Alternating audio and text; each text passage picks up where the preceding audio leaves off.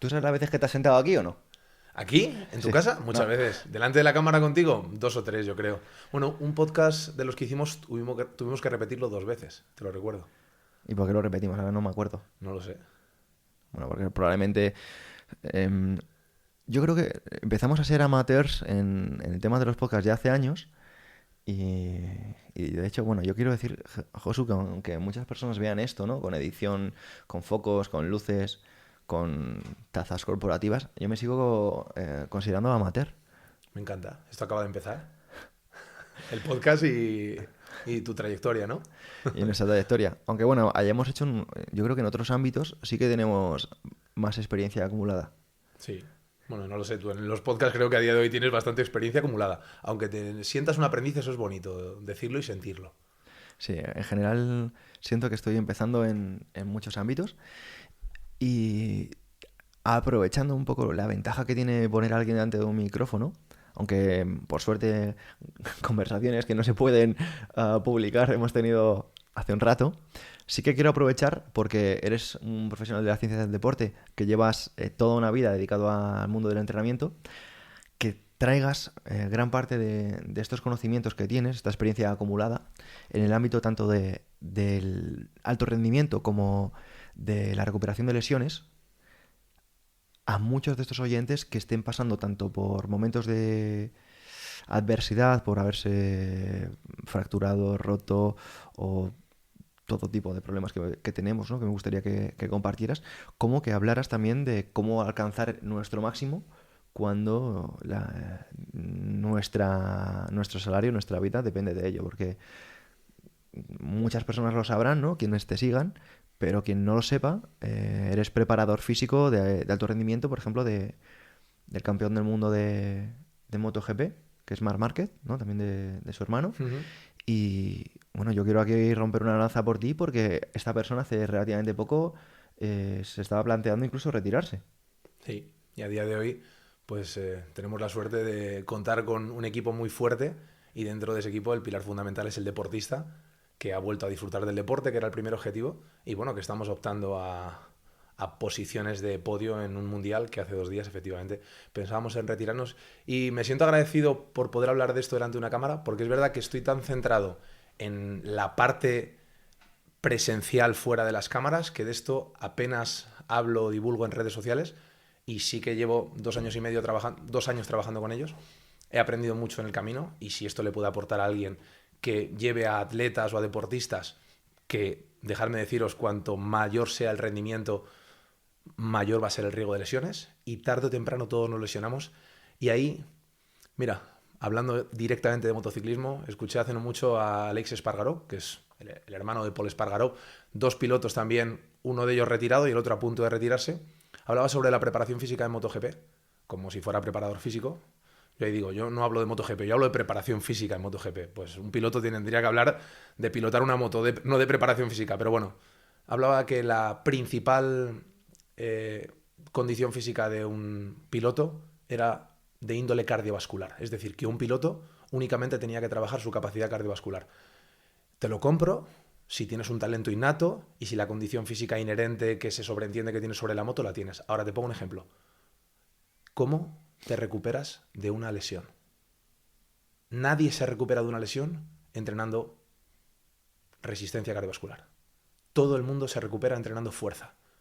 Y algunos no se recuperan porque no entrenan fuerza como deberían. Entonces, como todos nos vamos a lesionar, todos tarde o temprano deberíamos entrenar la fuerza. La pregunta es si elegimos entrenarla antes de lesionarnos, como preventivo, aunque esté muy manida la palabra prevención y no nos guste, vamos a llamarlo de otra forma, como proyecto de futuro, como importante, o la entrenamos en lo urgente. Todos elegimos entrenar la fuerza, o en lo importante o en lo urgente. Yo prefiero entrenarlo en lo importante porque así seremos la causa de lo que suceda y no la consecuencia, que sería estoy lesionado, me urge entrenar la fuerza. Josu, ¿Mm? sé que muchos de los oyentes son entrenadores, fisioterapeutas y personas que además entrenan y en alto rendimiento. Sin embargo, hay personas que todavía no saben qué es la fuerza, ¿no? Y se imaginan que la fuerza es un tipo moviendo coches y tractores. Me gustaría que aterrizaras ¿qué es entrenar fuerza? Entrenar fuerza diría que es básicamente lo que hacemos desde que nacemos hasta que morimos, aunque no nos demos cuenta. Lo que sucede es que cuando tú estás entrenando sin ser consciente que estás entrenando, los resultados no los vas a controlar. Pero en definitiva es la capacidad que tenemos de evitar una perturbación o de evitar una deformación. Si tú me empujas y yo evito ser deformado, ser hundido, ser propulsado, proyectado contra el suelo, estoy generando fuerza. Es decir, aunque suene redundante, el adquirir fortaleza o el estar preparados para el cambio es en definitiva lo que nos aporta el hecho de entrenar a través de estímulos que priman en intensidad respecto a volumen. Un estímulo de mucho volumen serían acciones cíclicas y repetitivas, como puede ser andar, pedalear, remar, correr, ejercicios de índole cardiovascular. La acción contraria sería la capacidad que yo tengo de generar energía de poca duración, pero de una intensidad tan alta que a su vez me va a permitir dos principales beneficios. Uno, ser eficiente a nivel energético y dos, ser muy competente en las acciones que yo desarrollo en mi día a día. Entonces, es muy diferente para lo que usa la fuerza un piloto de MotoGP que para lo que usa la fuerza mis padres. Pero son dos perfiles que entrenan fuerza y aunque esto suene un poco fuerte, hay veces que no es tan diferente el cómo entrenamos fuerza con una persona que con otra. Solo que el objetivo y las demandas van a ser distintas. Entonces, realmente, entrenar fuerza yo lo veo como estar preparados para la vida. Estar preparados para reaccionar contra la gravedad. Y cuando no estoy preparado para reaccionar contra la gravedad, vienen caídas, vienen hipercifosis, vienen retroversiones pélvicas pasivas y vienen aplastamientos de nuestro propio peso cuando somos incapaces de reaccionar a la gravedad. Algo tan sencillo como eso. Me gusta una cosa que has comentado, no sé si ahora o hace unos minutos, Sí. que es que en tu preparación lo que habíais planificado en un principio era volver a disfrutar de montar en moto en este caso. Sí. Y me llama la atención que el objetivo fuese casi tan cercano a un componente emocional. O sea, al final no estamos hablando un objetivo de, oye, quiero estar entre los 20 primeros, o quiero estar entre los 15 primeros, o quiero... No, no, volver a disfrutar. ¿Eso no es una labor más de coach? Me pregunto. Por un lado sí, por otro lado, cuando hay dolor es difícil disfrutar y cuando hay emociones negativas, por llamarlo de alguna forma, o emociones de privación, es difícil que la toma de decisiones vaya hacia el continuo. Entonces, cuando todos queremos tirar la toalla en un momento dado, es porque hay emociones. Y esas emociones vienen nutridas por reacciones en cadena, fruto de, en este caso, de una lesión. Y yo quiero que lo veas, Pedro, la gente que nos está escuchando, como que el disfrutar sobre la moto es el preludio del sitio al que queremos llegar. O sea, si realmente analizáramos el objetivo a largo plazo, desde el principio, desde el día 1, habría sido quiero volver a ser campeón del mundo. Eso está claro. ¿Qué ocurre? Que si yo me obsesiono por el largo plazo y ahora mismo tengo una misión a corto plazo y no la ejecuto, es imposible. Para volver a quedar campeón del mundo tengo que volver a disfrutar en la moto. ¿Y qué necesito para disfrutar de en la moto? 1. No tener dolor. 2. Tener capacidad y fuerza suficiente para manejar la moto, frenando en la curva, acelerando. Y 3. Lo que necesito es volver a encontrarme con la confianza física suficiente para volver a encontrarme con la confianza psicológica. Mira, incluso yo he tenido la suerte de poder compartir un camino, que lo que dure, bienvenido será, con una de las personas que en un futuro será recordado como uno de los mejores deportistas de todos los tiempos. No hablamos de una persona más o menos buena. Yo por eso digo, a ver, yo no he entrenado a muchos deportistas de élite, pero tengo la suerte de que al que estoy entrenando de élite es el paradigma de la élite, a nivel físico, a nivel psicológico, a nivel conductual, a nivel de compromiso. Entonces ahí... ¿Podrías describirlo? Porque al final estás haciendo un dibujo Sí. de un perfil y me gustaría que una persona como tú, que al final es tan buena describiendo, lo pudiese aterrizar, ¿no? ¿Qué características tiene una persona que alcanza el éxito a nivel deportivo, ¿no? Yo voy a analizar lo que he aprendido de esta persona. Seguramente habrá perfiles diferentes que lo hayan conseguido. Yo qué sé, si analizas Diego Armando Maradona, cómo llegó a eso, a lo mejor únicamente había talento de por medio. Talento de por medio y cuando confluye en estar en el lugar indicado, en el momento indicado, durante el tiempo indicado, te encuentras a él. En este caso, quizás hubo eso, pero como se suele decir, cuando las leyendas se encuentran con su Leviatán que hablábamos antes, y continúan el camino, es cuando realmente se construyen, no sé el apelativo que hay por encima de leyenda, Ujú. pero se llega a ese punto.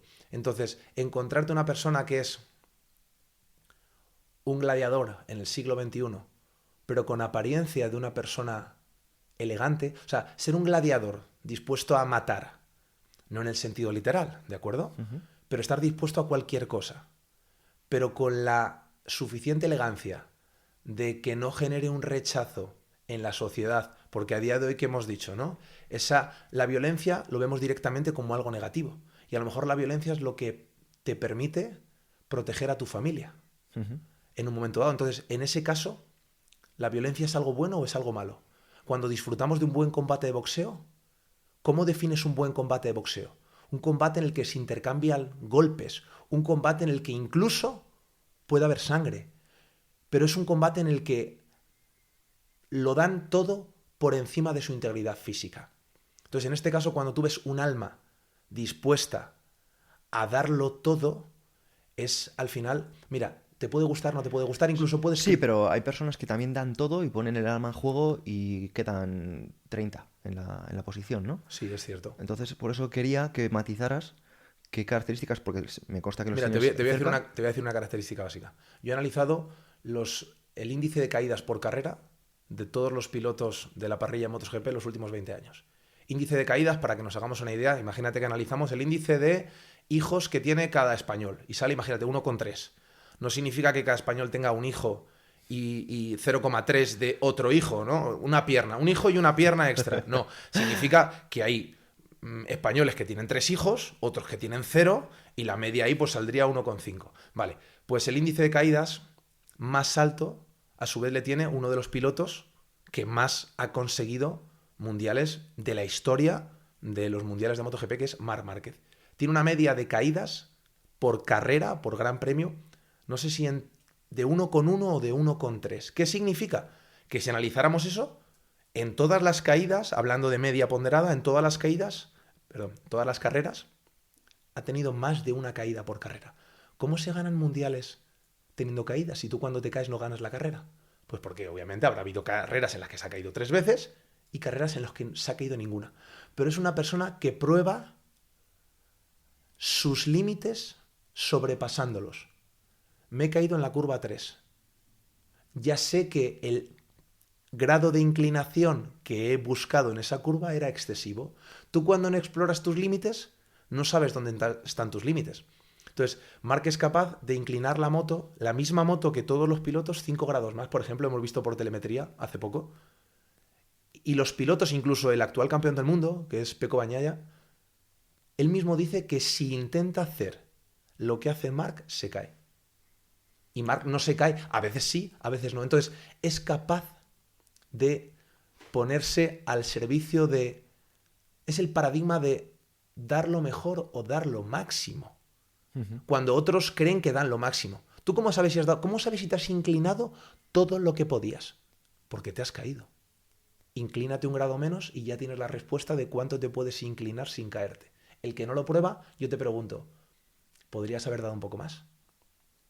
En cambio, cuando tú sabes que el límite es la caída, te estás arriesgando mucho, pero a su vez también puedes optar a hilar tan fino que nadie pueda hilar más fino que tú. Si tú te inclinas un grado menos de la caída, lo que podría hacer un piloto para igualarte es inclinarse tanto como tú. Y es probable que se caiga. Así que estás diciendo, si quieres estar a mi altura, tienes que estar dispuesto a caerte a 250 kilómetros por hora. Y nadie está dispuesto a eso, excepto, en este caso, Marc Márquez. Hace pues un año escuché una entrevista que le hicieron a Jorge Lorenzo y me llamaba la atención una cosa porque es un mundo que desconozco plenamente. O sea, me encanta que estés aquí porque me vas a ilustrar un poquito más. Y una cosa que decía este señor es que hablaba de Marc Márquez diciendo que él piensa que al caerse y haberse lesionado va a hacer algo que se vive con mucho, o que viven muchos pilotos, y es cogerle miedo. Porque, como tú dices, ¿no? Nadie tiene miedo a caerse a 250 kilómetros por hora porque nadie se ha caído a 250 kilómetros por hora, ¿no? Pero una vez que te caes, este señor decía, Jorge Lorenzo, que Marc Márquez le podía coger miedo y eso iba a ser el final de su carrera. Y tú aquí estás diciendo que este señor lo hace para saber qué se siente, ¿no? O saber si podía o no podía hacerlo y lo vuelve a intentar. Esto es una cosa que, no sé, yo te quiero preguntar, porque aparte de entrenador o como entrenador, me consta que eres una persona que no solo te centras en la física, sino también en la metafísica, donde te gusta mirar a la persona detrás de su psique, en su fisis, y no sé si esa persona lo tenía de base o lo ha entrenado o si es un proceso que se puede replicar.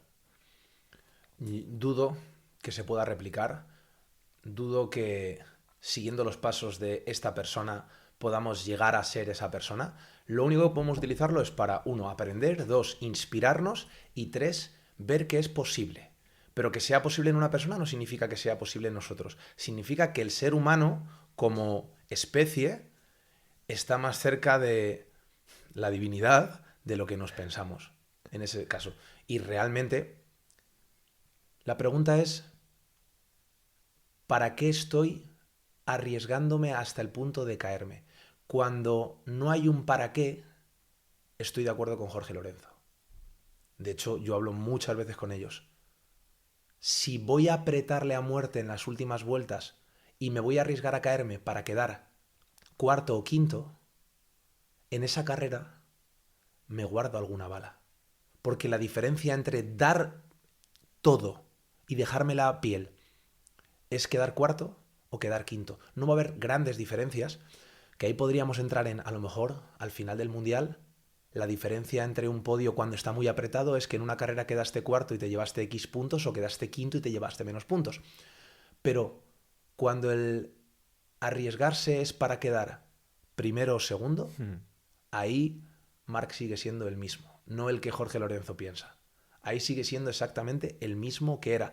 Y si no lo era, lo está volviendo a construir, porque claro, cuando tú tienes dolores, las caídas, te pongo un ejemplo, tú tienes una herida en el hombro, a lo mejor los pinos los cambias. No es que tú hayas cambiado, es que la circunstancia que tienes ahora mismo, que es transitoria, te va a llevar a adaptar los pinos o incluso a estar una temporada sin hacerlo. Pero no significa, Pedro ya no hace pinos, ha cambiado. No, Pedro se está recuperando. Y si yo analizo, bueno, la secuela que le ha dejado a Pedro en la epidermis va a implicar que coja miedo a los pinos. No, a lo mejor se tiene una temporada diferente o no los practica tanto, pero es una versión diferente de Pedro. Pues en este caso diríamos un poco lo mismo. Yo sigo viendo, yo tengo la suerte de estar entrenando a un deportista que veo que sigue siendo el mismo que era cuando consiguió o ha conseguido todos los títulos que ha conseguido. Entonces eso es muy potente, porque tú no piensas, estoy entrenando a alguien que antes no le limitaba la psique y ahora sí le limita la psique, sino que estoy entrenando a alguien que, uno, psicológicamente es superior y dos, lo mantiene tanto en el tiempo, que ahí sí que entraríamos en términos de metafísica. ¿Qué te lleva a querer seguir avanzando hasta el punto de que ya lo tienes todo, de que es más fácil y tiene más sentido desde el punto de vista empírico, práctico, pragmático, decir, oye, me retiro, tengo un palmarés increíble, voy a seguir siendo? ¿Qué nos lleva? ¿Cuál es el motor que nos impulsa a levantarnos cada mañana si a lo mejor hay mañanas que no nos apetece levantarnos? Pues el mejor un te acuerdas que un te imaginas. No sé si conoces la historia de George Foreman, pero a George Foreman, cuando perdió con Mohamed Ali, estamos hablando de Vale, Foreman, sí, vale, ahora sí. es el tipo que más dotado a nivel de fuerza y pegada de la historia del boxeo. Iba a aplastar a Mohamed Ali, supuestamente, ¿no? Total. Tenía todo el equipo miedo, excepto Mohamed Ali. Pues Sí. Pues George Foreman es el tipo, se me eriza la piel, ¿eh? O sea, me vi un documental que le hicieron y es un tipo que fue súper dotado. Súper dotado, estamos hablando que desde Mike Tyson es lo más parecido a un George Foreman que ha habido, ¿no? Y sin embargo, al perder con Ali, le entró el miedo y se retiró del boxeo. Pero no estamos hablando de que fue para siempre, porque George Foreman para mí es una paradoja. ¿Y por qué es una paradoja? Porque cerca de casi 20 años después, o 10 años después, perdón, 10, disculpad, 10 años después, ya retirado Fofo, habiéndose dedicado a ser predicador y demás, vuelve, habiéndose vencido a sí mismo, y gana el campeonato del mundo de los pesos pesados. O sea, estamos hablando de que esta mentalidad que tú estás diciendo, ¿no? Que es la parte más complicada. Incluso hasta deportistas que son dotados y que son considerados a día de hoy como leyendas del deporte, perdieron esa fe, perdieron esa confianza, ¿no? Y tú estás diciendo que este tipo se comporta igual aun habiendo sido derrotado, ¿no? ha tenido su duelo, ¿eh? Y Sí. es una persona que seguramente haya desconfiado de sí menos que cualquier otro deportista, pero estoy convencido de que ha desconfiado de él. Estoy convencido que en un momento dado ha pensado, a lo mejor, de hecho, cuando habla de que está recuperando la confianza con los podios, es porque si estoy recuperando la confianza es porque en algún momento la he perdido. Total. Pero una cosa es que tú hayas tenido un bache o hayas tenido un duelo, y otra cosa es que te quedes en ese duelo o te convenzas de que esa etapa ha pasado. Mira, yo no sé si Mark es una persona creyente o no. Tú has hablado de metafísica, yo voy a introducir la parte espiritual. La parte espiritual en el sentido de el alma o el espíritu que todos tenemos dentro. ¿Cómo sabemos si Dios existe o cómo sabemos si es el talento junto con la psicología y el físico lo que hace que Mark gane? ¿O es una manifestación de Dios en la tierra en ese deporte? Para mí todo lo que comprende orden y técnica es obra de Dios, ya sea a través de las manos de un ser humano o a través de las manos de millones de años de evolución, cataclismos que ha llevado a que los fiordos noruegos sean de esa manera. Entonces, obviamente, yo no me quedo de brazos cruzados diciendo, como yo creo en Dios y confío en esa divinidad, va a manifestarse en el talento innato de una persona llamada Marc Márquez. No. Yo confío en eso, pero lo que me centro día a día es en qué depende de mí y qué estrategia puedo implementar para que incluso sin existir, si no existiera Dios y dependiera solo de mí, ¿qué estaría en mi mano hacer? Y me pongo con ello sin olvidar que si no estuviera Dios, si Marc Márquez no tuviera el talento innato que tiene, para mí talento innato y divinidad o espíritu es lo mismo en este ejemplo, aunque nos estemos yendo un poco del tema más empírico. Si no existiera eso, ya puedes tener el manager que tienes, el preparador físico que tienes, la moto que tienes y el box que tienes. Que no sucedería. De hecho, a ti o a mí nos dejan esa moto, nos ponen a darnos clases y no hacemos la O con un canuto. Yo no sé ni encender la moto. Pues José. a eso voy. Pues mira, quiero contar una cosa para aterrizar lo que acabas de comentar. Es un cuento que escribí hace muchos años y publiqué en el libro de La felicidad es el problema, de un hombre que llega a un páramo. Llega a un páramo que está desértico y que está, pues como se suele decir, dejado de la mano de Dios. Y se pone a labrarlo, y se pone a trabajarlo. Y tiempo después acaba siendo pues un lugar casi, te diría, que de culto, precioso y con una vegetación admirable.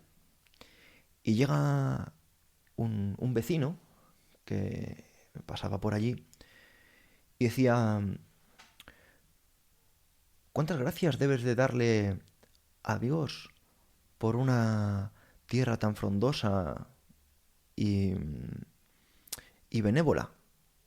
Decía, y es cierto, cuántas gracias debo de dar a Dios por el viento que le da, por el sol, por las lluvias y por las buenas voluntades que presenta. Pero tendrías que haberte pasado por aquí hace unos años cuando solo Dios cuidaba de este espacio. Y Grande. claro, esta es una de mis historias favoritas porque me recuerdan mucho en este mundo en el que nos movemos, cuando te hablan de tu suerte, ¿no? Y de lo bien dotado que estás, Josu, los buenos genes, lo fuerte que estás, como otras personas no tienen tanta suerte. Ujú. Y, y te voy a contar una anécdota que dijo una mujer hace poco en un camp, una mujer venezolana que me hizo muchísima gracia. Y decía que eh, ella siempre había tenido como problemas con su físico, que siempre había estado como eh, envidiando cuerpos de otros, hasta que le dijeron que de los 0 a los 30 em, puedes, puedes, puedes asumir que ha sido tu genética, pero de los 30 en adelante es lo que tú hagas con tu cuerpo. Ujú. Y yo lo veo, ¿eh? Veo un montón de personas que, que sí que es cierto que a los 20 a lo mejor no entrenan mucho, o que se cuidan poco y tienen cuerpazos, a los 25 igual, pero sí que es cierto que veo que toda esta gente que tiene cuerpazos a los 30 es porque realmente se dedica y se cuida mucho, ¿no? No veo a nadie después de los 30 o a los 40, me da igual, que tenga habilidades, que esté bien dotado, sin que realmente haya una dedicación y un trabajo duro detrás. Intentamos explicar nuestra historia para refrendarla y que no sea demasiado dura la reprimenda que nos echemos a nosotros mismos. Entonces, la forma de justificar que hay un empeoramiento, en lugar de que sea por que no estoy haciendo las cosas como debería, que eso es muy duro, preferimos pensar que con la edad las cosas empeoran, que con el paso del tiempo. Y de hecho hace poco me dijo Marek, dice, ostras, las caídas ahora mismo tardo más en recuperarme de ellas porque se sigue cayendo bastante. Ujú. Lo que pasa que las caídas no son por orejas como ocurría con la Honda. No me recupero igual que cuando tenía 20 años. Se nota la edad. Y yo le dije algo parafraseando a Felipe Isidro, catedrático en Ciencias del Deporte, no son los años, sino los daños. Le digo, ¿por qué no lo intentas ver de otra forma? No le puedo aportar mucho a Marc a nivel psicológico, también te soy sincero. No porque no tenga muchas herramientas, sino porque no olvidemos que Marc es 8 veces campeón del mundo, o sea, me refiero. Normalmente él me aporta más a mí aunque yo sea su entrenador, ¿vale? Pero en este caso sí que le dije algo que creo que le resonó. Y le dije, ¿por qué no intentas ver que no es que ahora mismo con 30 años te recuperes más lento de las caídas que con 20 por la edad, sino porque con 30 años has tenido más caídas que con 20? Por ende son los daños y no los años los que influyen en ti. Y asintió como diciendo, tienes razón. Entonces, No, y es verdad. si utilizamos los años como excusa, esto es una enfermedad degenerativa, insalvable y no podemos hacer nada, perdemos el control de la situación. Pero, aunque suene anecdótico, porque cuando ponemos un ejemplo de Pepita, de Pero Juanito, no es solo anecdótico, es real, es cierto. Y eso está demostrado, por ejemplo, en deportes de contacto, en función de las veces que una persona ha recibido un KO, es mucho más probable que esa persona vuelva a ser noqueada. claro, Pero precisamente porque se ha generado ese daño del que estás hablando y es mucho más sensible porque tu sistema nervioso te está protegiendo. a eso voy. Claro, la pregunta ¿es por el paso del tiempo o es por lo que hacemos con el paso del tiempo? Yo intento ver qué es lo que hacemos con el paso del tiempo y que a lo mejor a nivel físico puedo tener ciertas carencias si lo comparo con mi versión antigua de forma adversa, pero seguramente haya construido, te pongo un ejemplo, yo a lo mejor con 60 años no tengo mejor físico que ahora. Yo voy a trabajar para que sí, ¿eh? Aunque suene un poco, yo voy a trabajar para con 65 años tener Define mejor. mejor físico es básicamente tener cualidades físicas más avanzadas. Y ahí sí que podríamos decir que podría ser. Pero incluso aunque no tuviera un mejor físico que ahora, seguramente toque la guitarra con 65 mejor que ahora. Mi nivel de inglés, francés e italiano sea mejor que el de ahora. La pregunta es, no te centres en lo que supuestamente no puedes mejorar, que repito, habría que someterlo a votación, sino en todo lo que sí puedes mejorar. Por ende, cuando justificamos que es por la edad, hacemos un flaco favor a nuestra versión del futuro. Y nuestra versión del futuro hay que cuidarla. Cuando nosotros ahorramos, estamos cuidando a nuestra versión del futuro. Cuando nosotros nos fortalecemos, estamos cuidando a nuestra versión del futuro. Pero Josu, también te digo una cosa, ¿eh? En tu caso hay que romper una lanza porque no es lo mismo un tipo que... ¿Cuánto tienes ahora de sentadilla o de peso muerto? Poco, 200 kilos en sentadilla y 240 en peso muerto. Poquísimo. Entonces, No, en serio. no, sí, es verdad. Cualquier persona Cualquier powerlifter que me escuche sabe que es poco. Para el resto de Total, el mortales campeón es del mucho. mundo ahora mismo tiene que estar partiéndose de risa. Pero más allá de todo eso, am, tú le estás poniendo muy difícil a tu yo de 65 años tener 250, ¿no? Pero yo me estoy poniendo el caso de Manolita o de José Antonio, que es sedentario, tiene ahora 40 años y lleva como tiempo poniéndose al run run de quiero entrenar, quiero entrenar, quiero entrenar. Y ese tipo es Pues muy ya le ha dado tiempo por ponerse con el run run. Si tienes 65 años, o sea, llevas 65 No, años con 45, 45 Vale, años. 45, bueno, también, ¿eh? Y llega y dice, pues me quiero poner, ¿no? Y esa persona sí que es muy probablemente que en 15 años esté mucho mejor que ahora. Pero no es lo mismo que una persona como tú, que ahora mismo para ti es casi un valor fundamental, ¿no? En tu forma de ver el mundo, Sí, dedicar ese tiempo al ejercicio, ¿no? Por tanto, sí que es cierto que en tu caso, pues a lo mejor mejorar esas capacidades, estamos hablando de algo que, bueno, va a ser un reto, un desafío. sí, sí, sí. Pero en caso de José Antonio o Manolita, que te estoy diciendo que ni siquiera hacen deporte ahora, va a ser bastante fácil que mejoren sus capacidades. Sí. Una frase que aprendí de ti decía algo así como que el tamaño del caos que vivimos es el tamaño de la serenidad que necesito. El tamaño del reto será el tamaño de la capacidad que tenga de asumir retos. Tú me has dicho, se lo estoy poniendo difícil a mi yo del futuro. ¿Y qué hace un buen maestro o un buen entrenador con su alumno? Ponérselo difícil. Paquita o Juanita, que lleva mucho tiempo sin entrenar, tiene un margen de mejora muy grande, aunque no sea consciente, y a poquito que haga, va a tener grandes beneficios. Por eso, cuando he hablado de un dato anecdótico, quería poner de ejemplo a mis padres, con 65 años, tienen mejor condición física. Y todo lo que comprende condición física, porque pensamos, condición física es una tabla en la que me dice las RM. No, queridos míos. Condición física implica a nivel confianza, a nivel energía, a nivel objetivos, a nivel ganas de vivir. Mis padres tienen todo eso más con 65 que con 55, porque con 55 años no entrenaban. Tenían un hijo que añadía run run a su cabeza y con 65 tienen un hijo que no habla con ellos, sino que les entrena. Pues qué clase de entrenador sería yo si no soy capaz de ayudar a mis padres en ese sentido. Entonces, por supuesto que lo tienen más fácil que yo para mejorar su versión actual. Pero hay muchas veces que cuando lo tenemos más fácil hacemos menos. Ahí lo dejo. Y es así, pero quiero poner sobre la mesa una cosa que yo reflexiono. Y ahora te seguiré preguntando por esto, pero quiero hacer un paréntesis porque yo reflexiono muchas veces, Josu, de lo difícil que está muchas veces la mejora. Y a mí me gusta observar a la naturaleza. Hace poco estuvimos ahí en un camp y vino Víctor Fleites, que es Tarzan Movement, Ujú. y se subió a un árbol de, no te estoy exagerando, 18 metros. O sea, una barbaridad. De hecho, de las pocas veces que he visto a Andrés llevarse las manos a la cabeza y pedir silencio, era como Bien, bien, diciendo, está claro entonces la situación. era como, y decía, esto a Andrés no le hace gracia, ¿no? Y es un tipo que tú lo conoces muy, no va a pedir silencio ni va a ponerse nervioso. Y yo estaba pensando en el ser humano. Y pensaba en el ser humano observando a este señor subiéndose a un árbol y decía,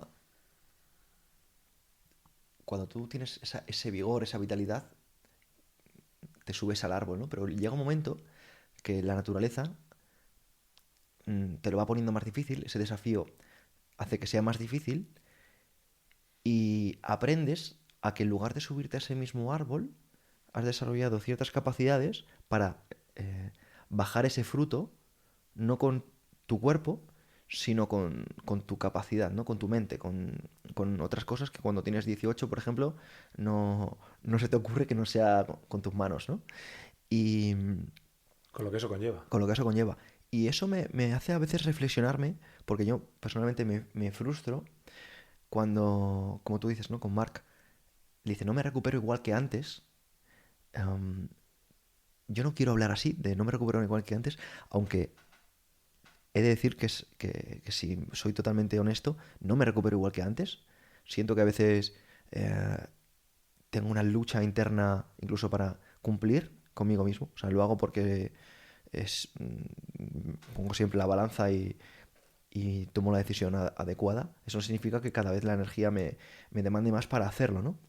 Desde aquí un inciso, Marc Márquez está al 100% de sus capacidades ahora mismo y esa conversación que he tenido con él ha sido de alumno a entrenador en un contexto de cuando estoy cansado. Si nos salimos a entrenar y nos pegamos un palizón, obviamente a lo mejor sale, ostras, hoy sale de mí un no puedo y no significa que no puedo. O sea que simplemente por dejar ese inciso que... Sí, no, y yo te estoy poniendo el ejemplo. O sea, yo voy a salir fuera y yo me cargo chavales de 20 años. Sí, O sea, claro. quiero decir que no. Sin embargo, te estoy tratando de poner en una tesitura de esa lucha creo que todos los seres humanos tenemos, esa voz interior, ¿no? Esa voz negativa a veces de, de la naturaleza, ¿no? O sencillamente creo que es para desarrollar otras capacidades, Sí. pero, pero está ahí. Y yo me lo veo a veces como un desafío. Y tú me vienes muchas veces a la cabeza porque siempre hemos tenido conversaciones de toda la gente que se ha bajado del barco. Se me vienen a la mente muchas personas que eran muy disciplinadas o que le dan mucha importancia al entrenamiento que se bajan del barco, dejan de hacer cosas, dejan de cuidarse y ponen la excusa del tiempo. Cada año hay menos gente en el barco, ¿eh? Te lo recuerdo. Nuestra condición física se revaloriza con los años. Entonces, cada año tú piensas que gente de tu quinta, hablando en terminología de la antigua mili, cada año gente de nuestra quinta entrena menos. Por eso, a mí me gusta estar cada vez más cerca de ser ese número uno en el sentido de la poca gente que con 40 respecto a los 30, 50 respecto a los 40, yo utilizo la edad para esa referencia, es decir, ¿cuánta gente de mi edad habrá dejado de entrenar? Solo utilizo la edad para eso, tío. Sí. A mí me pasa igual. Yo pienso en todas las personas que ahora mismo eh, se dejan el culo sin necesidad de. Porque para mí es muy distinto, ¿no? Quien depende de su estética para sus ingresos que la persona que lo hace por amor al arte. Yo a día de hoy no necesito entrenar. Bueno, a día de hoy y hace ya tiempo que no necesito entrenar porque vivo de más de mi capacidad cognitiva que de mi capacidad atlética, ¿no? Y lo sigo haciendo y te diría que con más ganas. Sin embargo, la resistencia siento que es mucho mayor. Lo hablaba hace poco con Sara. Ella me dice que tengo tantas cosas en la cabeza, tengo tantos runs por como todas las personas que emprendemos, ¿no? De este tipo de cosas, ¿no? Dirigir equipos, gestionar. Y cuando llega la hora, eh, la barrera, la resistencia, como diría Stephen Pressfield, Es mayor. es mayor. Y, y dice que por eso me apalanco muchas veces de entrenar con colegas. Dice, porque dice tú, porque yo entreno con colegas, ¿sabes? Ya sabe. Eres inteligente en ese sentido, ¿eh? Construyes un entorno que te empuja a entrenar, como el que contrata un entrenador. O sea, es maravilloso, ¿eh? De hecho, para mí es la única forma de pasar a ese nivel superior que todos deberíamos pasar, que es hacerlo sin necesidad de tener que hacerlo. Es muy diferente el que entrena porque es deportista de alto rendimiento, el que entrena porque lo necesita para su trabajo, y es más peligroso. ¿Sabes por qué? Porque esa persona tarde o temprano va a llegar un momento en el que utilice la palabra me retiro. Y ahí entras en un mundo de incertidumbre. Tú te podrás retirar de algunas partes de tu trabajo, pero de algo que haces sin necesidad de tener que hacerlo, tienes la convicción, o espero que tengas la convicción como yo la tengo, de nunca voy a dejar de entrenar. Y es muy diferente, porque conocemos a deportistas de alto rendimiento que están en el dique seco, han dejado de entrenar y han perdido toda su condición física. Y qué triste es ver a alguien, no ver a alguien envejecido, no ver a alguien lesionado, ver a alguien que se ha dejado. Entonces, de nuestro trabajo sí que podemos hablar en términos de retirarnos, pero yo me siento muy afortunado de no ganarme la vida a través de entrenarme yo. ¿Por qué? Porque a su vez es algo de lo que no voy a querer retirarme nunca, porque sigue formando parte de lo que deseo. Y llega un momento que el trabajo, hay partes del trabajo que no deseamos hacer y las hacemos. Entonces, lo bonito de esto es que nosotros ya estamos en un momento en el que no vamos a pasar por el doy la noticia de que me retiro, Todos los deportistas a día de hoy que entrenan por y para su deporte van a tener que encontrar un plan B para seguir estando en forma física. Y algunos lo encuentran y otros no. Tú ya no tienes plan B porque solo hay un plan. Es mantenerme en forma el resto de mi vida. Mm. Total, yo cuando me meto, por ejemplo, por la mañana en la piscina, tío, yo lo que pienso no es otra cosa que lo hago porque puedo. O sea, yo he estado tantas veces, he tenido accidentes graves y he estado tantas veces mirando al techo, así, viendo algo tele o lo que sea en ese momento, que he dicho, Dios, si alguna vez, o sea, ¿no? Como un rezo, ¿no? Digo, si alguna vez me recupero o cuando me recupere, te prometo que no lo voy a dejar, aunque no pueda. Y, y yo tengo la teoría de que toda esta gente que vemos muchas veces, ¿no? Por ejemplo, yo veo a lo que le cuesta a Ibai, a el Socas, a toda esta gente que son así famosos que quieren tener un cambio físico y que lo dejan y que abandonan. Yo tengo la teoría de que lo dejan porque nunca se han roto. O sea, si tú te rompes, ¿no? Cuando tienes 16, 18, 20 años, 14, me da igual, lo único que quieres es estar bien. Lo único que quieres es estar bien. Sabes lo que es estar mal y dices, yo no quiero volver a pasar por ahí, ¿no? Entonces tú mismo dices, no voy a volver a pasar por ahí. Si me rompo, o sea, quiero que me pille preparado. Estoy de acuerdo. Por ende, tú, uno, te has roto y dos, has aprendido la lección de la rotura. Ahí hay dos opciones, o que estas personas no se han roto o que no han aprendido la lección cuando se han roto. Y ahí es ese problema. Hay gente que no va a aprender nunca y que el último aprendizaje que todos tenemos en la vida es nuestro lecho de muerte. Hay gente que solo aprende en ese momento. Yo intento ser un buen aprendiz, lo que suelo decir, un alumno aventajado, porque efectivamente no te hace falta volver a verle las orejas al lobo para habérselo visto una vez y decir, yo si algo no quiero en mi vida es perder la capacidad de elegir si hacerlo o no hacerlo porque puedo. Porque tú cuando has perdido esa capacidad, no puedes. Total. El ejemplo que has puesto, labrar las tierras para que sean dignas de admiración en ese sentido. Esa persona lo hacía porque podía. Todos, la mayor parte de las personas que nos escuchen tienen piernas y tienen brazos. De aquí hago un guiño a una persona que tiene piernas y brazos, pero le funcionan bastante menos que a la mayoría. Junier es un amigo que tengo en la distancia desde Cuba. Él era gimnasta y en una caída que tuvo en un certamen de circo con 18 años se fracturó las cervicales y se quedó tetrapléjico. Esa persona, si le veis en redes sociales entrenar, sigue entrenando, porque un tetrapléjico tiene afectación de miembros superiores e inferiores, pero hay ciertos músculos que le funcionan. Ostras, tío, ese tío para mí es un ejemplo de, a pesar de la poca movilidad que tiene en algunos gestos, el tío la exprime, la explora y no deja de entrenar. Y gente que tiene las piernas y los brazos nuevos está faltando en el respeto a la vida porque no los usa, porque puede y no lo hace. Ese poder es hacer uso de la voluntad. Y tú bien sabes y lo explicas mejor que yo qué es la voluntad. Nuestra voluntad es nuestro alma. El ejercicio de nuestro alma. ¿Ya está? El ejercicio de nuestro alma. O sea, tú fíjate, ¿eh? Estamos ejercitando el alma. Como si ejercitas el bíceps. Ya sabes lo que le va a pasar al bíceps. No, y es literalmente, tío. O sea, es una cosa tan bonita.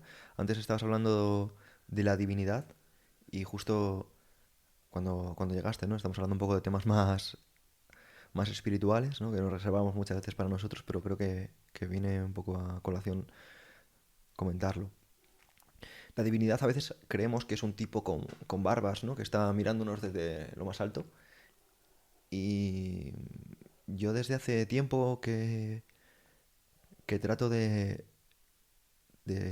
vaciarme de las cosas. Que vaciarme de las cosas significa que creo que he estado tan influido, tan influido por tantos temas y tantos libros que he leído, que he perdido mi propia voz, he perdido mi propio criterio, he perdido mi propia forma de ver las cosas.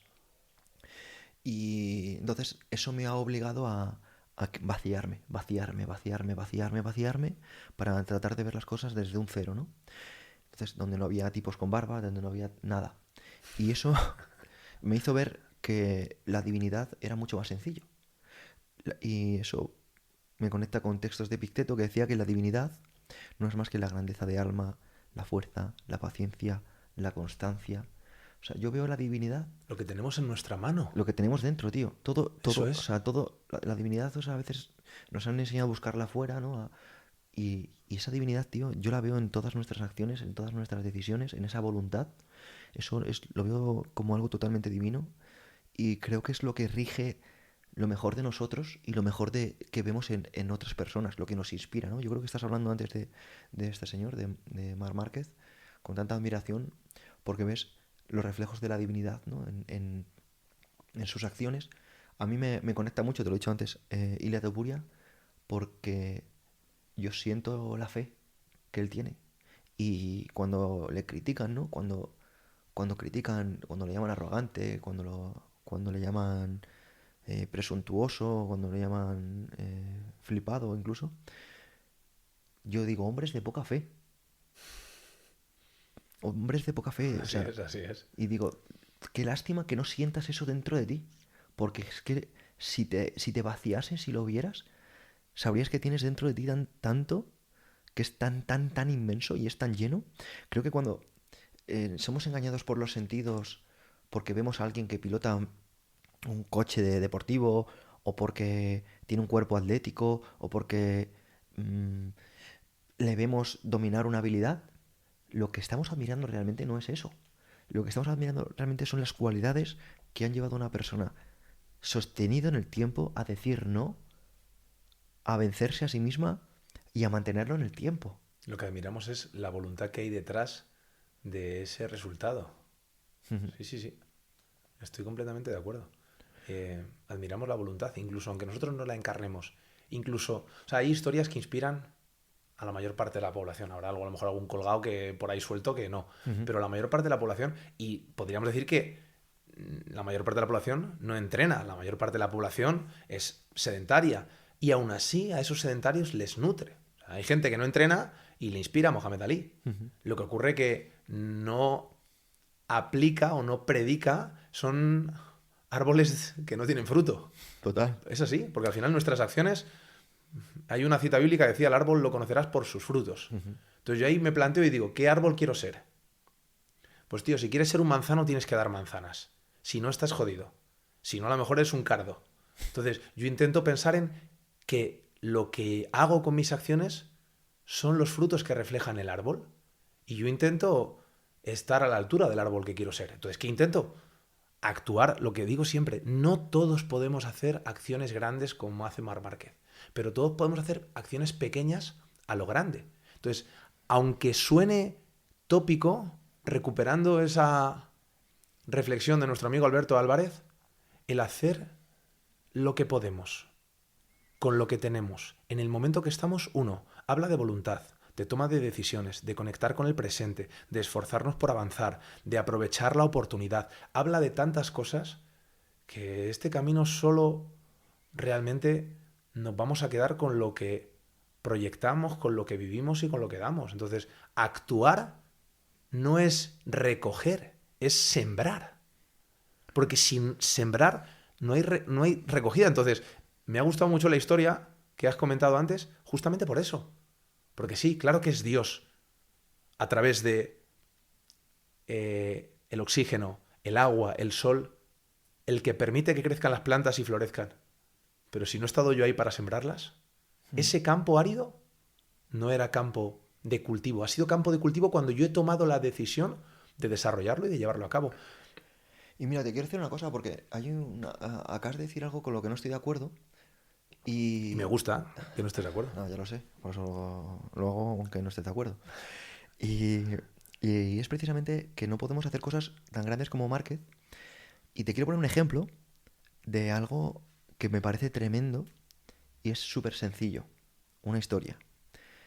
Y es la historia de una madre con su hijo.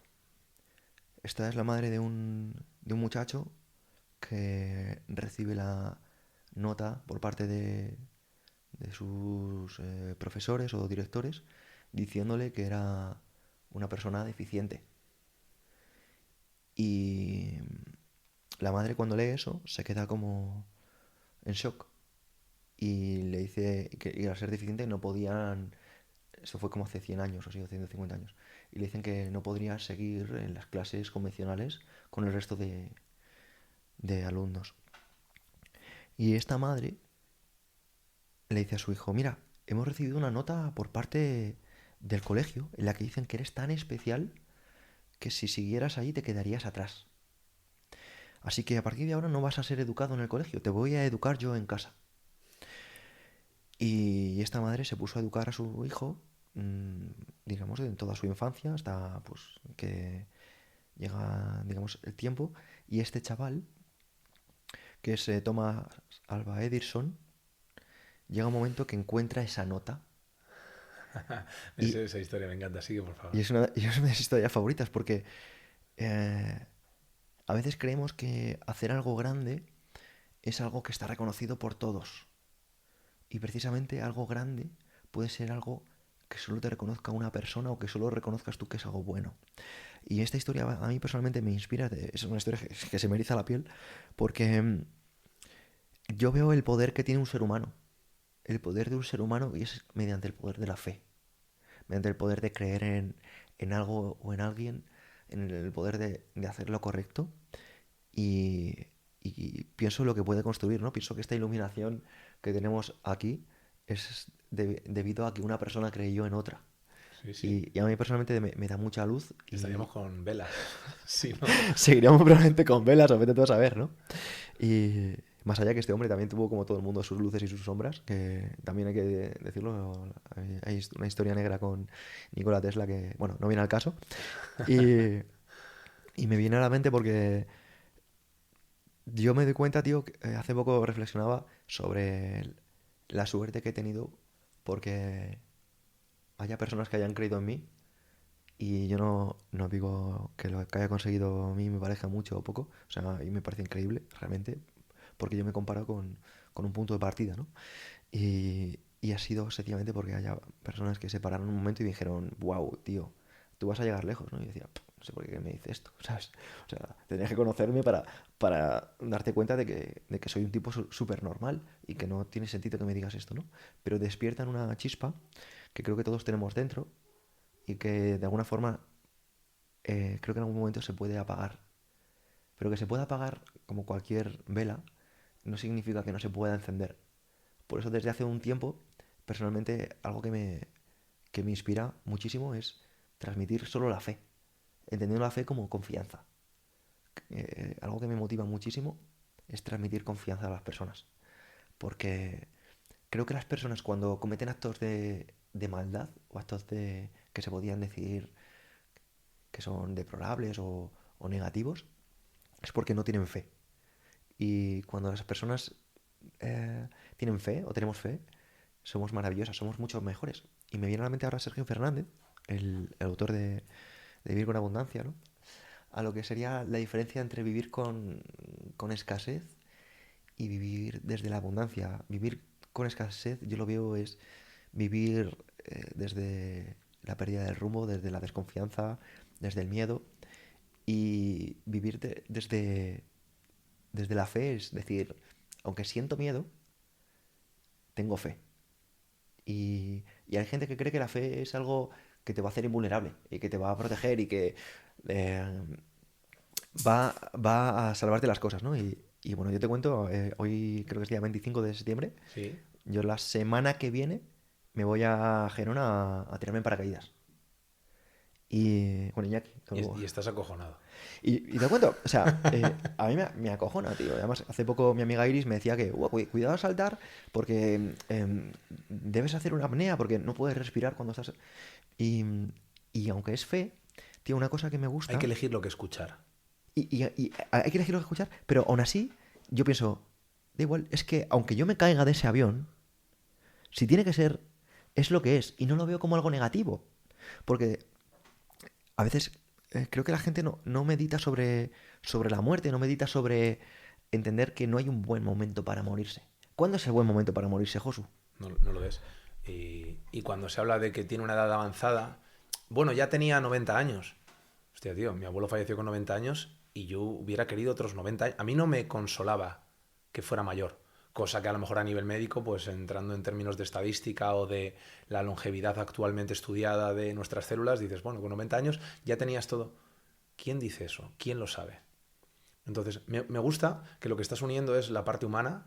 Mostrar a la gente que tenemos miedo hace que se puedan sentir identificados con nosotros, o al revés, sentirnos identificados. El discurso de no tener miedo, pues a lo mejor alguna persona en el mundo no lo tiene. O a lo mejor sí lo tiene, pero es incapaz de decirlo porque no quiere mostrar ese inicio de debilidad. Pero creo que por un lado ser capaz de mostrar ese miedo, pero por otro lado ser capaz de mostrar la capacidad que tenemos de avance. Yo intento adaptar mi discurso a las personas que tengo delante. Y cuando he hablado que no es que no podamos hacer, cuando he hablado de no podemos hacer todos lo que hace Marc Márquez, a lo que me refiero es que no es necesario que todos lleguemos a ser o intentar llegar a ser. Porque el problema es que si hoy en día en la sociedad todo el mundo quiere ser el deportista número uno, el empresario número uno, el TikToker número uno, nos vamos a encontrar muchos muñecos rotos.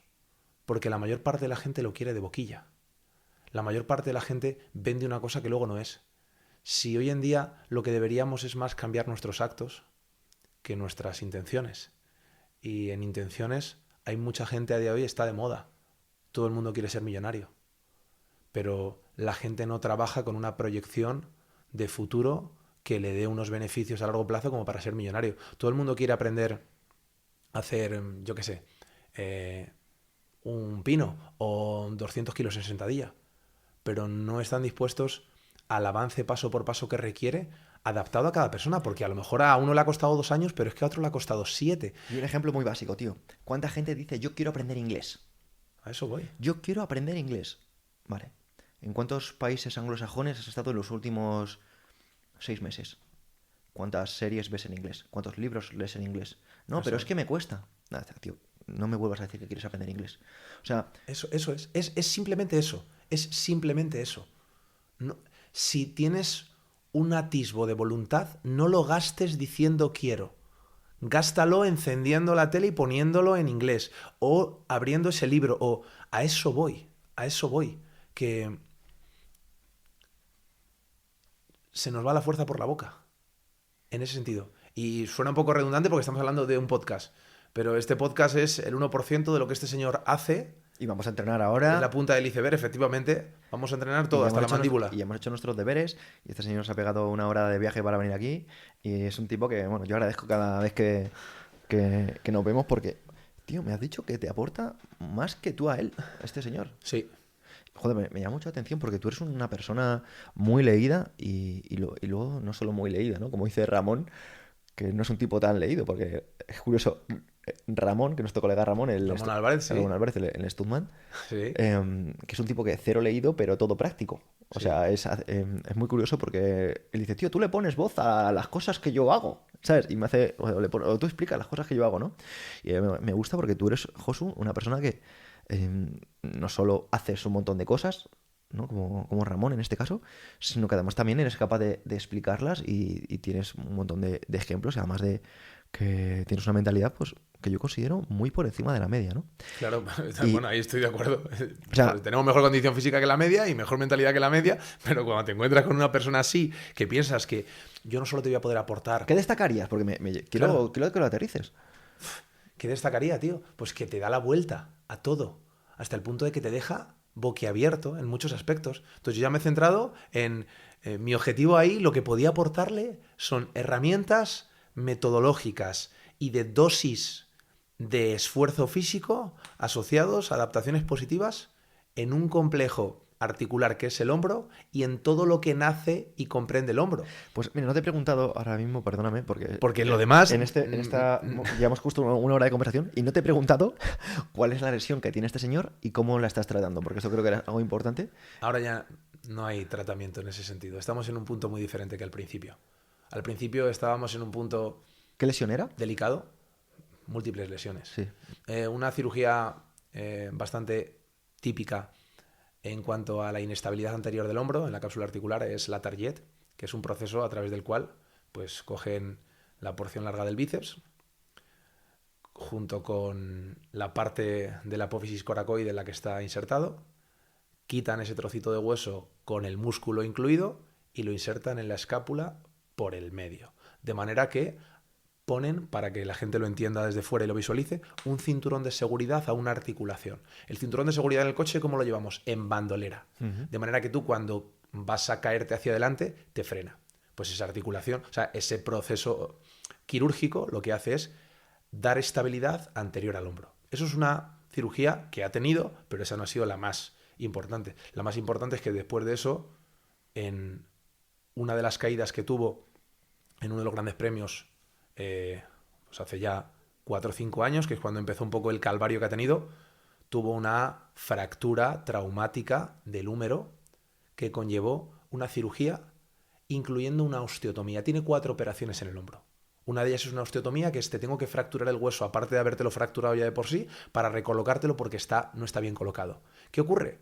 Que cuando analizamos únicamente la parte mecánica de nuestro cuerpo, los entrenadores expertos en biomecánica únicamente analizan la parte biomecánica y los frikis en neurología únicamente analizan los procesos aferentes y eferentes de nuestro cuerpo. Y al final tú no puedes decirme qué es más importante. No puedes separar una cosa de la otra. Efectivamente. Entonces, en este caso, cuando te enfrentas a todas estas cirugías, hay nervios afectados, hay ligamentos afectados, hay músculos afectados, hay mucho tejido blando y tejido duro afectado.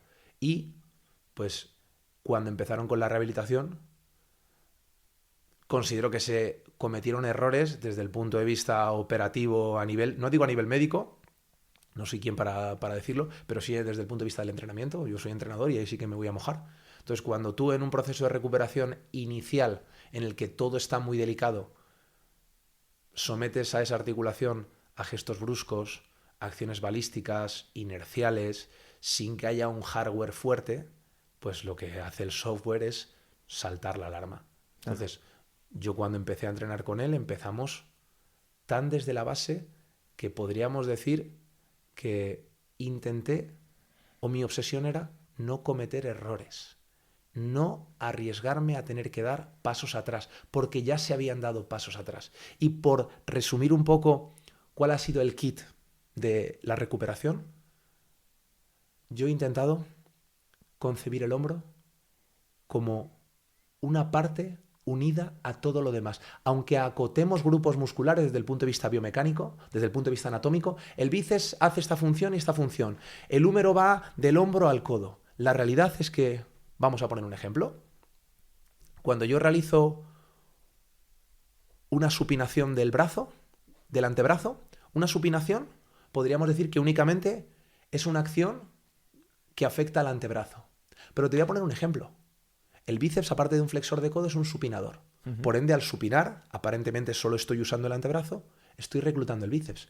¿El bíceps dónde está? En el húmero. Pero el bíceps, ¿a dónde llega? Ostras, llega al hombro.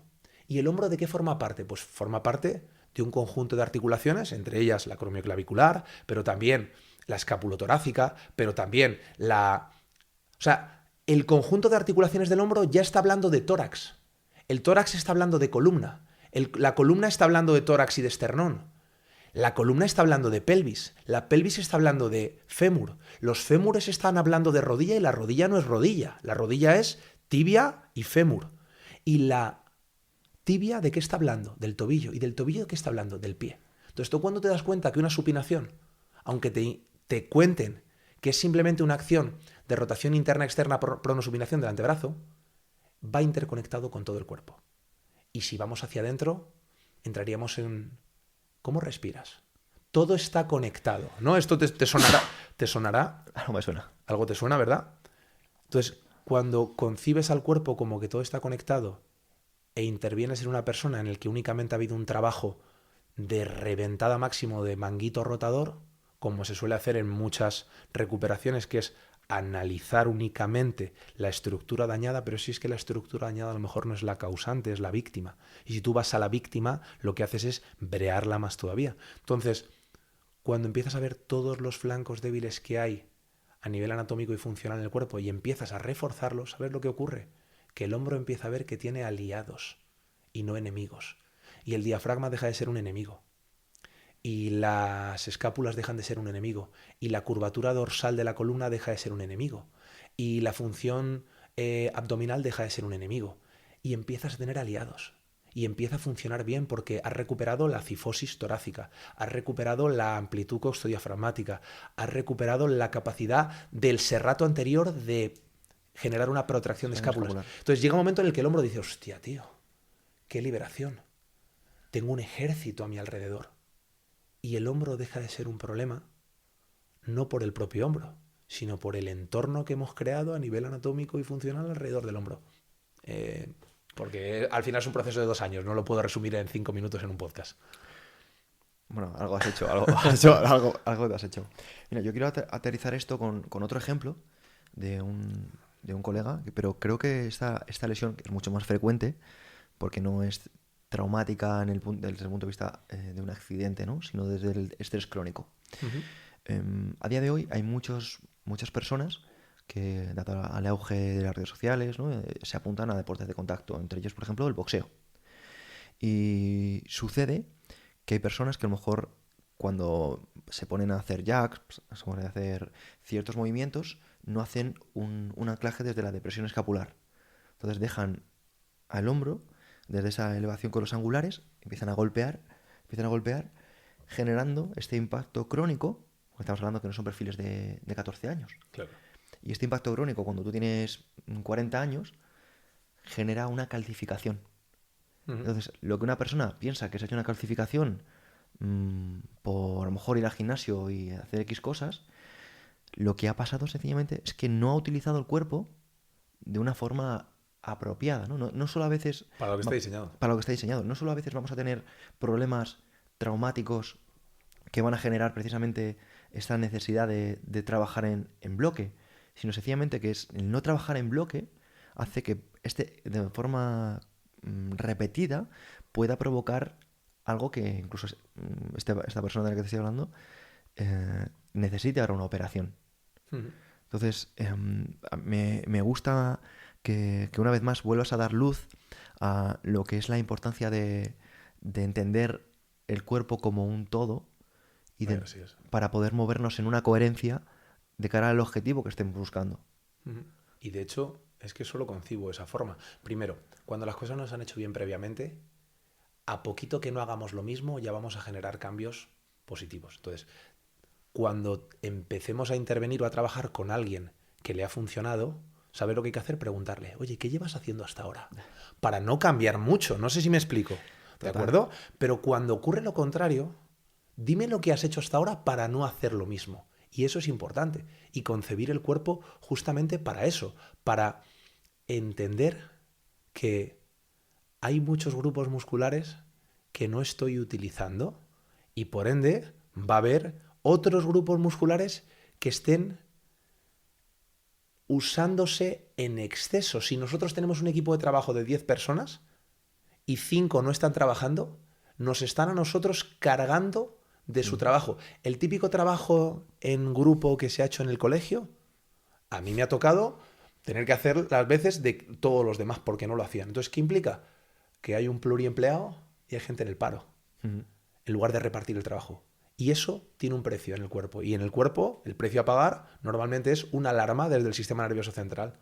Que una alarma puede ser disfunción, no funcionó bien, dolor, etc. Entonces, recuperando las funciones para las cuales están diseñados y adquiriendo más conciencia corporal, incluso en un deporte en el que podríamos decir que no es lo más importante la condición física, obviamente no estamos hablando de un boxeador, estamos hablando de que la herramienta principal, y no lo obvio, es la moto. Es más, vamos a hablar del porcentaje. Pongamos que en MotoGP la importancia de la condición física es un 15%. Fíjate, dices, me estoy quitando importancia a mi labor, vale, pero si ese 15% a ti no te funciona y al otro sí, estás jodido para ganar.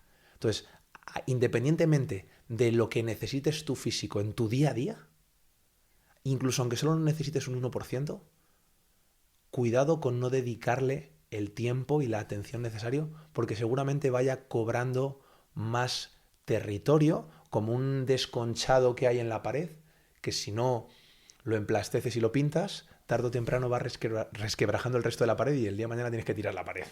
Mira, hay una cosa que me ha venido a la cabeza nada más escucharte, y ha sido cómo ha impactado mi vida conocer la biomecánica comportamental. O sea, Yo me acuerdo que cuando conocí el método GDS, por primera vez no le hice mucho caso. Luego me hablaste tú de él y empecé a tomármelo muy en serio. Y tiempo después pues empecé a profundizar en él, ¿no? Y ahora pues me pongo a observar a las personas a través de sus cadenas. Bueno, Josu, pues una cosa, tío, que me ha ayudado muchísimo es a entender por dónde puedo hablar a una persona y por dónde no, en función de su biomecánica comportamental. O sea, cómo su cuerpo, sin ellos decirme nada a nivel verbal, me estaba hablando. Y observar que la confianza en uno mismo de una persona, el tono de su voz, dependía en gran medida de cómo funcionaba su cuerpo. Hay veces que creemos que el deporte en sí mismo, o sea, poner a una persona a hacer flexiones o dominadas, es lo que provoca en esa persona la confianza en sí mismo, que es únicamente la disciplina lo que provoca en una persona que se sienta más segura de sí misma. Y en parte, obviamente, estoy convencido de que la disciplina genera gran parte de esto, pero hay otra parte que yo he aprendido este tiempo y es la respuesta a nivel de sus estructuras y cómo, para explicarlo, pues sencillamente vamos a decir que tanto la ínsula de Rayleigh como el cíngulo anterior, como el área dorsolateral de nuestro cerebro, están monitorizando nuestro cuerpo. Y que ese tipo de ejercicio, esas repeticiones, esa postura repetida, incluso el no ejercicio, como tú has dicho al principio del podcast, esa persona que está vencida a la gravedad, que está en lo que yo llamo una estática pasiva, está transmitiendo sin que esa persona hable, de la misma forma que quien está en esa misma estática, pero de una forma activa, está también transmitiendo otra cosa, ¿no? Y cómo, como tú has dicho, una pequeña área que puede ser un 15%, como si es un 8%, Tal cual. está haciendo que una persona se suba a un escenario con otro punto de vista, que una persona vaya a tener una conversación con su pareja desde otro punto de vista, que una persona vaya a dirigir a un equipo desde ese punto de vista. Y mira, ayer estaba escuchando en una conferencia al doctor Mariano Sopuch y comentaba, por ejemplo, estaba cada vez dándole más importancia a este tipo de ámbitos y no quiero tirarme demasiado mérito, pero bueno, desde hace un tiempo está haciendo programación neuromotriz conmigo y me encanta que está compartiendo muchos de estos ejemplos. Y uno de ellos es la instrucción militar. Cuando vemos en las películas o nos cuentan nuestros colegas militares que se ponen a hacer instrucción y marcha y marcha y marcha y marcha y son muy pesados los sargentos sí. o tenientes Sí. dirigiendo a estas personas, no lo hacen únicamente porque les apetezca que la gente corra o tengan ciertas posturas, sino porque conocen la debilidad del hombre. Y conocen la debilidad del hombre en el sentido de cuando tú no trabajas tu postura, no trabajas tu posición. Y estoy convencido de que a lo mejor no son expertos en biomecánica comportamental, pero estoy convencido de que ellos han observado cómo afecta al grupo cuando alguien se vence y cómo afecta al grupo cuando alguien saca pecho y avanza adelante. Estoy convencido. Una de las mejores formas de entrenar psicológicamente nuestro cuerpo no es entrenando fuerza. Aquí voy a decir, la fuerza no es la panacea. La capacidad cardiovascular de entrenar, por ejemplo, en carrera, ¿por qué todos los cuerpos militares entrenan mucho la carrera? Porque la carrera te hace tener conversaciones largas contigo mismo y hay más tiempo para bajarte de la moto que si simplemente te digo, oye, hazme una repetición máxima con apnea, protecciones y demás. Entonces, efectivamente, la forma de que surjan y salgan a florecer nuestras debilidades es ante una fatiga prolongada, y la fatiga prolongada es de índole resistencia. Resistencia en el sentido capacidad cardiovascular, capacidad aeróbica, como queramos llamarlo. Por eso, y posturalmente, absolutamente también. Tú al final al correr, ¿qué estás? Reaccionando contra el suelo, estás golpeando el suelo. ¿Qué estás haciendo? Irguiéndote en cada paso y además avanzando, porque esos son los dos vectores que tenemos. El horizontal, que es el de avance, y el vertical, que es justamente el de luchar contra la gravedad.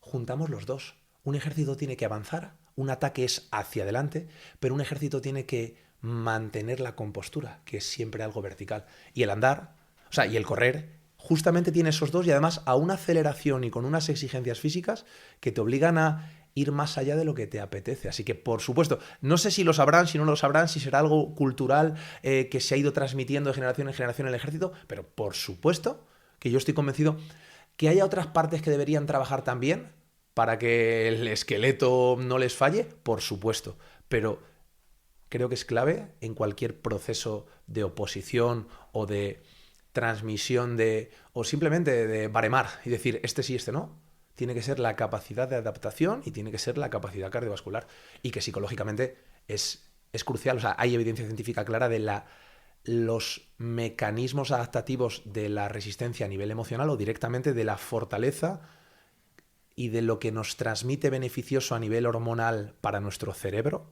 el entrenamiento cardiovascular. Por supuesto el entrenamiento de fuerza también, pero el entrenamiento cardiovascular, que obviamente la recuperación de las lesiones, como hemos dicho antes, no se van a conseguir por vía cardiovascular, quitando una operación a corazón abierto, que necesitamos recuperar nuestra función cardiorrespiratoria, pero estructuras activas y estructuras pasivas deben funcionar a la vez. Y si las activas, que son los músculos, el que nos escuche diga, a ver, estructuras pasivas son nuestro piloto automático, nuestro chasis, nuestros ligamentos, nuestros huesos, nuestras articulaciones.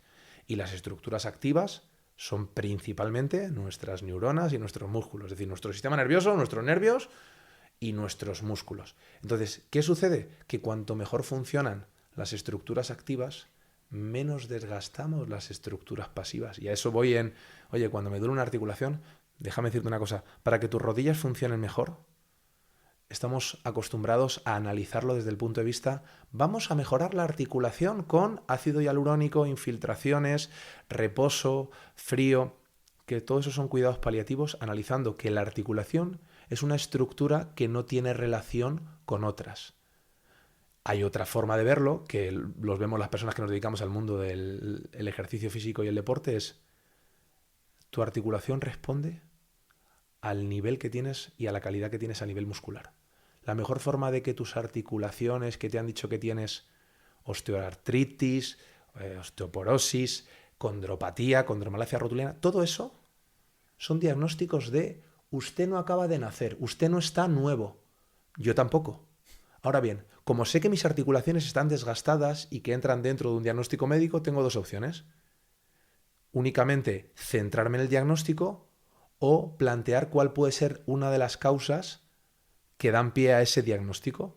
Y una de las mayores causas hoy en día de enfermedades y de fallos a nivel multiorgánico es una condición física deficitaria y unos niveles de fuerza tan pésimos que incluso hay un diagnóstico médico que se llama sarcopenia, es pérdida de masa muscular, y dinapenia es pérdida de función neuromuscular, pérdida de fuerza, fragilidad. La fragilidad no es fruto de a ti te ha afectado la gravedad diferente porque la gravedad que tú vivías era de 2,5 y la mía de 1,0. No, significa que tú has perdido lo que la vida te ha otorgado, que no es gratis, tío, que necesitamos hay que hacer cosas para mantenerlo.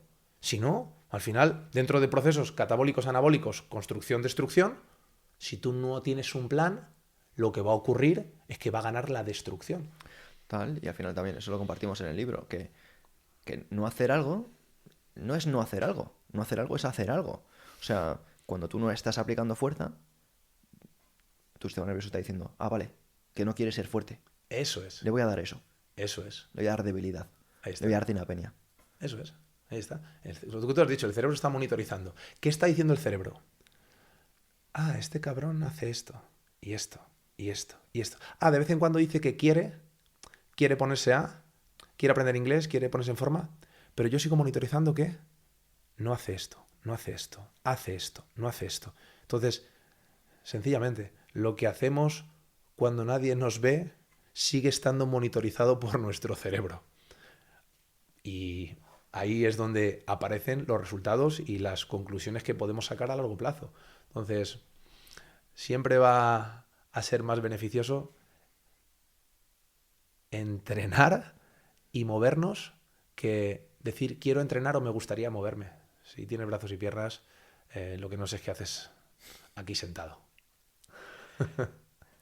Eh, para finalizar, y fíjate que estoy deseando que cortemos y nos pongamos a amazarnos, quiero preguntarte algo que me parece súper importante, porque sí que es cierto que a lo mejor con esta persona en concreto, ¿no? Con Marc Márquez, pues no es algo que tú le estés trabajando, ¿no? A nivel personal, que es la gestión del estrés o digamos esta mentalidad en cuanto a la recuperación, pero desde mi perspectiva considero que es muy importante en la recuperación de un atleta o de una lesión, en lo que es la gestión del estrés, porque al final no se puede, o sea, lo que nos enferma, da igual que me diga una gripe o cualquier cosa, es una mala gestión del estrés. Sí.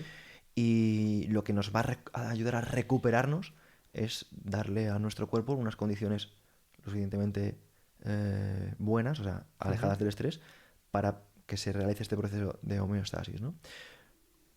¿Cuánto consideras que es importante la gestión del estrés en una preparación y qué pautas darías a cualquier persona que esté escuchando esto, que esté teniendo una recuperación y se le esté haciendo difícil?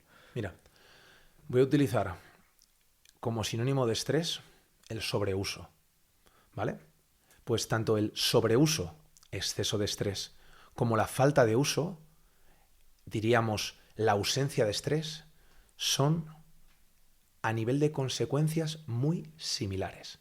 Pongo un ejemplo. Si nosotros pasamos demasiado tiempo sentados, ¿qué decimos? ¿Que hay ausencia de movimiento o exceso de estatismo? Todo en exceso se convierte en su opuesto. Por ende, cuando un tejido lo sometemos a un gesto muy repetitivo, esa persona que está todo el día con el ratón del ordenador o haciendo acciones manuales como se hacían antiguamente en la fábrica, eso genera un deterioro porque el cuerpo interpreta que es tan repetitivo que puede estar sometido a un piloto automático. Reduce el aporte de nutrientes, reduce la capacidad de llevar flujo sanguíneo y reduce las posibilidades de construcción. Del mismo modo, el sobreuso, el cuerpo dice, quito nutrientes, quito energía. Cuando hay falta de uso ocurre exactamente lo mismo. Nosotros ahora mismo tenemos menos aporte a nivel de nutrientes en nuestras caderas y en nuestra columna que si estuviéramos en movimiento. ¿Qué ocurre? Que, como diría Paracelso, en la dosis está el veneno. La gestión del estrés, uno, es analizar cuánto de exceso y cuánto de defecto tengo, es decir, cuánto de acciones y cuánto de inacciones. Por lo tanto, por un lado, gestión del estrés significa ser un estratega. Este ejemplo lo pone nuestro amigo Ramón. Si tú quieres recuperarte de una lesión porque es tan importante que te la llevas siempre a la boca, es que estoy lesionado, es que si es tan importante como para que me lo cuentes, ¿cómo puede ser que a esa lesión únicamente le dediques 2 horas a la semana que vas al fisioterapeuta y ya está? De las 168 horas que tiene la semana, ¿cómo puede ser que únicamente dediques 2? Ostras, si las cosas importantes de tu vida les dedicas mucho tiempo, a tus hijos les dedicas mucho tiempo, a tu trabajo le dedicas mucho tiempo. Si tú me estás diciendo que tu lesión es tan importante, uno, invierte recursos de tiempo y de calidad. Tío, que seguramente si tienes hijos, le has dedicado un tiempo prudente a elegir el colegio para tus hijos. Es decir, has planificado qué vas a hacer y cuánto lo vas a hacer. Por lo tanto, primero planifiquemos cuánto tiempo vamos a someter a estrés a nuestro cuerpo. Repito, ir al fisio es un estrés mecánico manual del fisio hacia nosotros, que en una dosis justa potencia y tiene beneficios. El ejercicio es exactamente igual. Entonces, a nivel físico, entender que para que algo se recupere, tenemos que darle un estrés que sea tolerable, por ende, que no sea ni extremadamente doloroso, ni extremadamente prolongado, ni extremadamente intenso. ¿Vale? Hasta ahí, claro. A nivel psicológico, si nosotros a todo ese proceso le añadimos la incertidumbre psicológica de no sé si me voy a volver a recuperar, son la ecuación perfecta para que la recuperación se posponga o incluso no llegue a suceder, por lo menos hasta ahora. Y yo con lo que le digo a mis deportistas es, ¿hay alguna lesión o alguna situación adversa, alguna enfermedad que hayas tenido en un momento de tu vida y a día de hoy la sigas teniendo? La respuesta normalmente es no. Es decir, todo lo que ha ocurrido y acontecido en tu vida en cuanto a baches, problemas, dificultades, ha sido superado. ¿Quién te dice a ti, excepto tú, que esto no va a pasar? Y esas 3 palabras de esto también pasará, acompañado de acciones diarias, de compromiso en acciones, de estrategia, es lo que nos va a permitir salir de esa igual que hemos salido de todas. Si hay veces que únicamente tenemos que ver nuestro palmarés no en medallas, no en trofeos, no en... Hostia, tío, si a ti, el que tiene miedo que le echen del trabajo, ¿pero a ti alguna vez te ha faltado trabajo? No. Si tú cuando vas a pedir un préstamo a un prestamista, ya sea el banco o el que sea, ¿tú qué le intentas vender? Que eres una persona de confianza.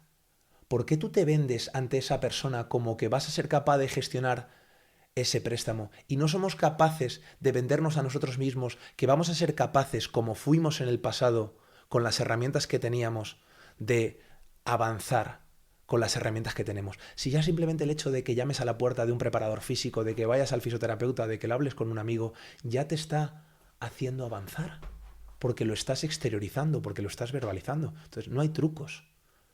Sé exigente a la hora de elegir un profesional.